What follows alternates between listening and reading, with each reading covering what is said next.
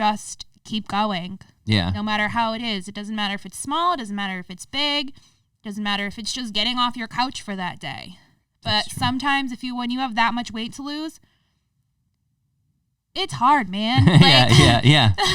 It really is. It's to even walk in somewhere. Like, you're embarrassed on top of it. Like, how did you let yourself get to that point? Yeah. So, like, that's the big part of it. It's the courage to walk in first. Walk in. Welcome. This is the Member Spotlight, Sculpt Fitness Member Spotlight. And I'm very excited. I have Mary Wreen here with me, a client that I have had known for, how long has it been? Like, not even through here. So let's see. 10 years? Over 10 years? Over 10 years, yeah. How old am I? Maybe 12 years? 12 years, yeah. Wow. It has been a really long time. Well, I trained you at a different facility, and then when I left, I didn't see you for a while. Yeah. And then, fate have it. I'm at a bar. I turn around. I see Mary here. And hey, and it was just like, and then you asked me where I was, and I told you right down the road because it was right up here. And then it was maybe like a month later, yep. I saw you, and we just found out in November of 2017.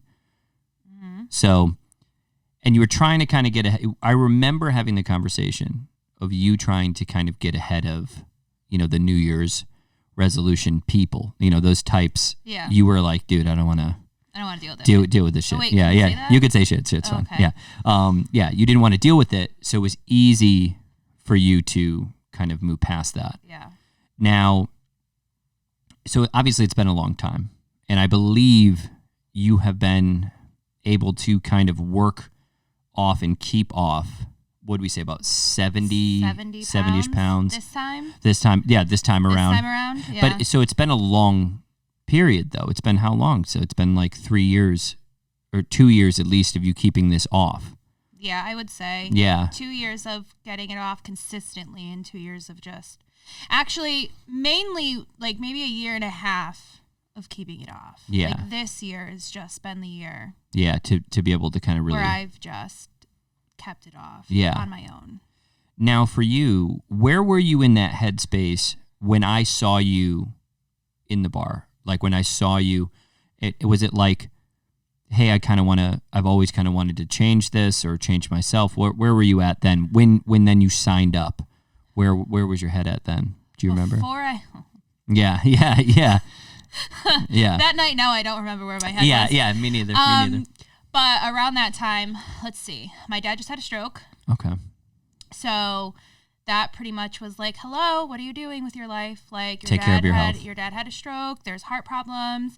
Diabetes problems, like, what are you doing? Mm-hmm. What are you doing? Where are you going? What do you want? I was on this journey for a long time trying to lose weight, and I just was, doing this, doing that. If I show up, I show up. If I don't show up, I don't show up, and it was just time to be like, hey, get your shit together. Yeah. Like, you're either going to do it or you're not. You're going to commit or you're not. Which one are you going to do? That's a good point, yeah. So I finally was just like, you know what? Enough is enough. I'm 30. No, I'm not. I was 20-something years old? Yeah. I was like, and I don't want to die. Yeah. Because I have a heart attack or stroke. I'm overweight, not healthy. And I was like, enough is enough. Just do it. And you wanted to be strong too. We talked about that as well. Like you were really focused when you came in. You were like, well, I also want to be strong. Like, and there's this misconception that like when you're going for weight loss, it's like, oh, I'm just going for weight loss. Where you had all these other measures of strength with, deadlifting, squatting, being able to move, I remember was a big, being able to do different things, being in different positions would really help you out. And I mean, I remember, you have also this attitude shift that I need to be honest with you. And in the beginning, it was like this, man, I don't want to do this. To then becoming like, you're like, okay, like I got it, And then now you're like, of course, like why would we do anything else other than trying to challenge myself? Yeah. Like, and walk me through that mindset, like of how has that affected you in your everyday life? Like we know how it affected you in your fitness journey and everything, but how has it affected you in a real way in your everyday life? making the choices that you make to make healthier choices? At first it was I just said, okay. At first it was a struggle. Yeah. It was kind of like that, I'm here, I have to do this, I'm forced to do this. Nobody's forcing me to do this, kind of like forcing myself to do this. You're paying somebody to force you to do it. Yeah, which is fine.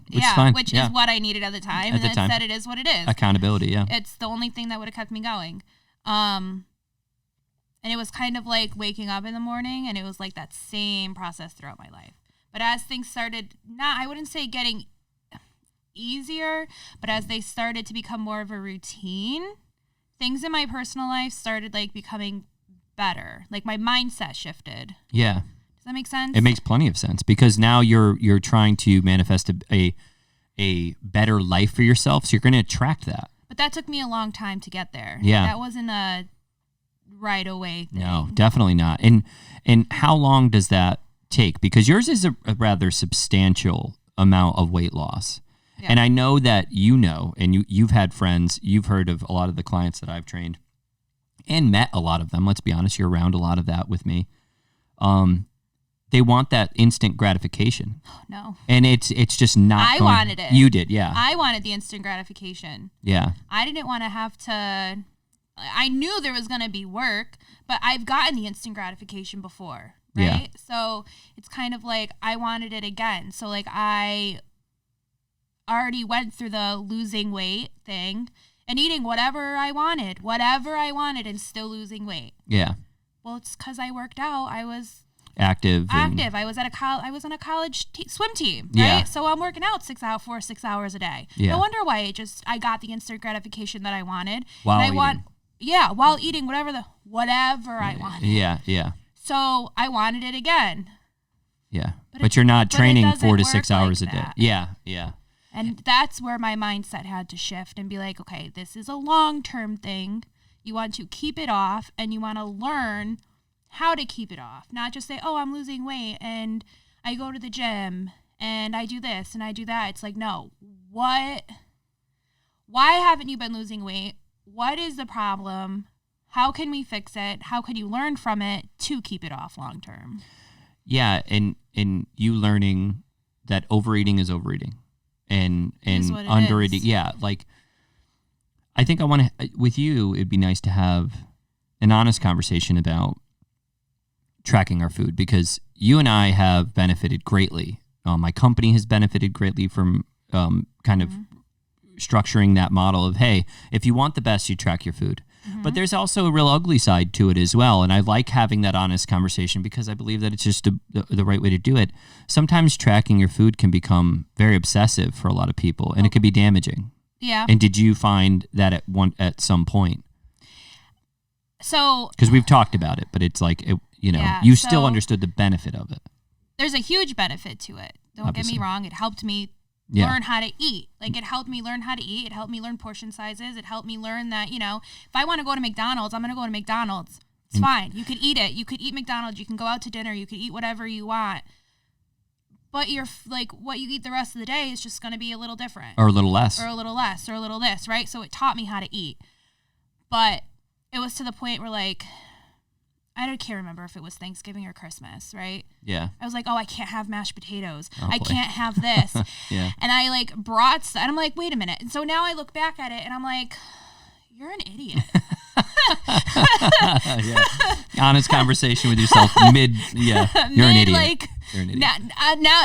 You're an idiot. What are you doing? Just eat the damn mashed potatoes. It's not going to kill you. It's one day. So then it shifted, it is you are not going to gain 5 pounds because you wanted to eat a plate of mashed potatoes with all these other carbs and all this other stuff for one meal. Yeah. That took me a year to figure out. Yeah. A year because to figure out. Because you understand the value of calories. Right. But also because I was so regimented, and to the point where I was like, this is what I have to do to lose weight. And I got to the point where I'm like, this is what I have to do to lose weight. I have to measure everything out, make sure I track everything, do everything along those lines until I was like, wait a minute, what am I doing? Yeah, I think that we like to demonize food, and I think it's something that I don't think I'm being completely honest about the industry, it has a little bit to blame, but I think it's our own education. And it sucks that we keep falling for these types of things. And it's hard too, because you go on Instagram, you go on Facebook, and it's, of course you have the Instagram models and you have like the Instagram trainers and everybody and stuff, else, right?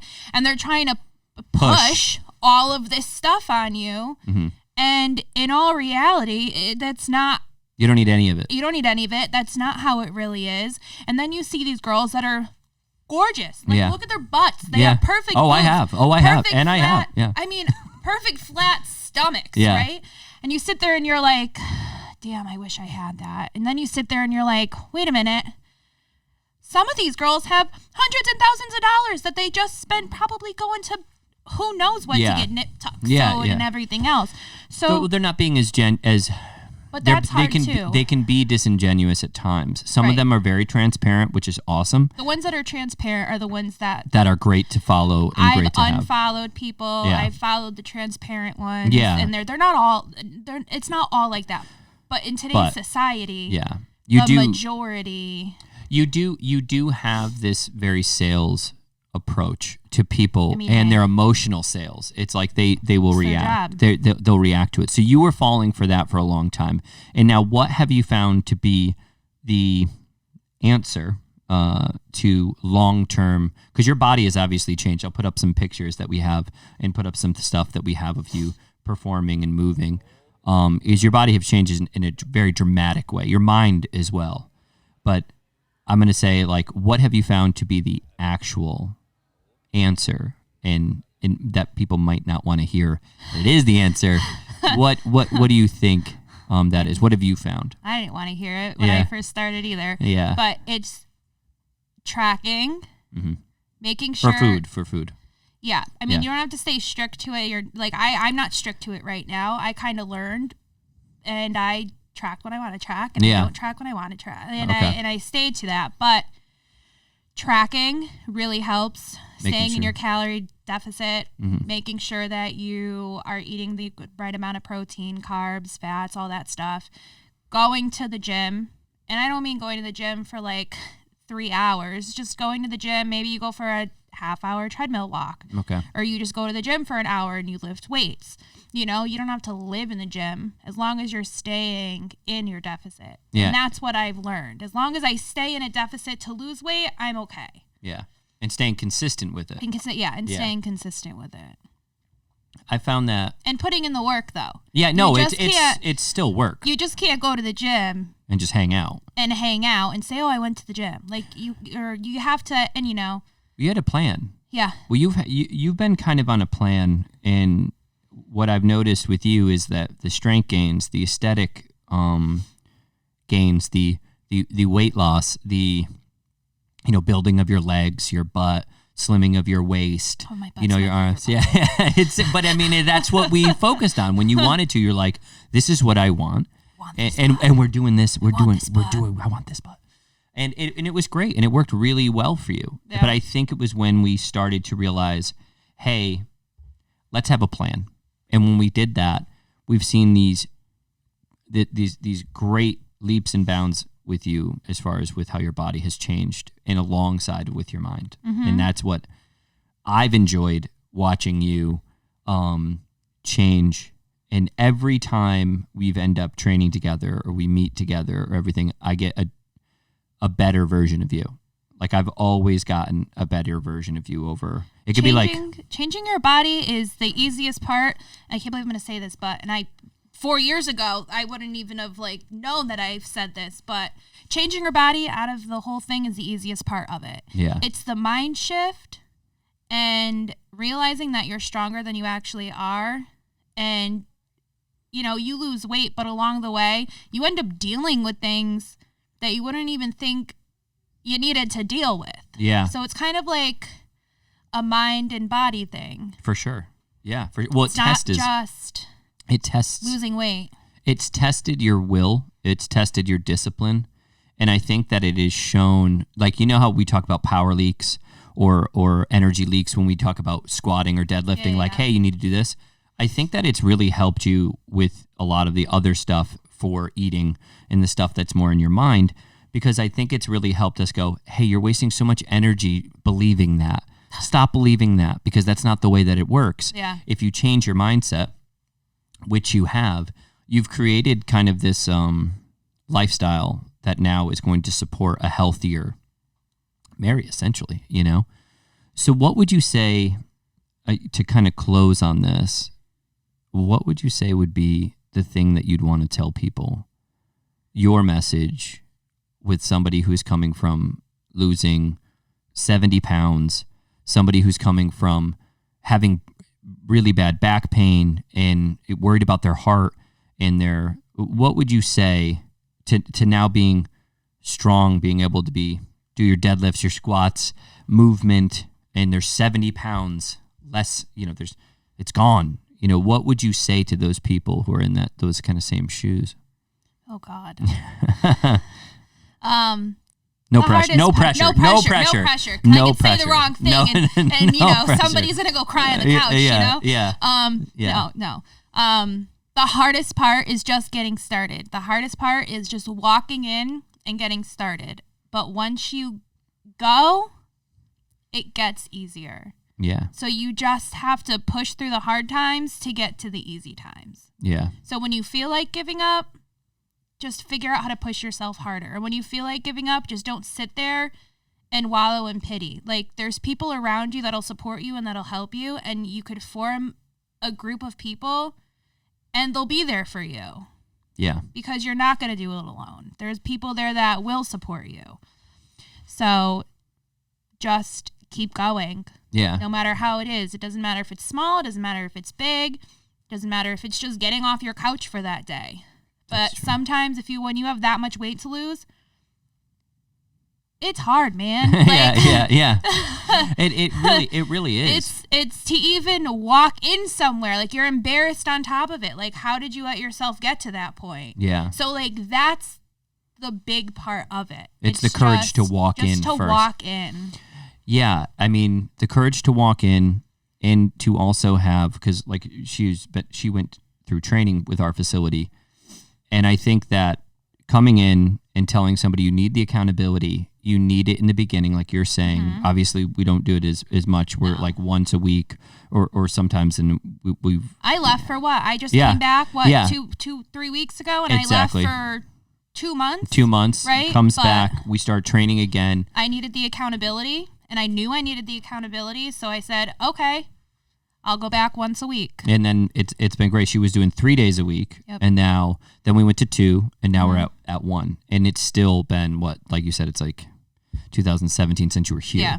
So, so that's huge. So I think the best thing we could say to take away from this, and this was huge, and it really stood out to me when you said it, is have the courage to walk into a place where there's people who want to be there for you, yep. that want to hold you accountable, that want to help you, so then that way you can do it yourself. Yeah, agreed?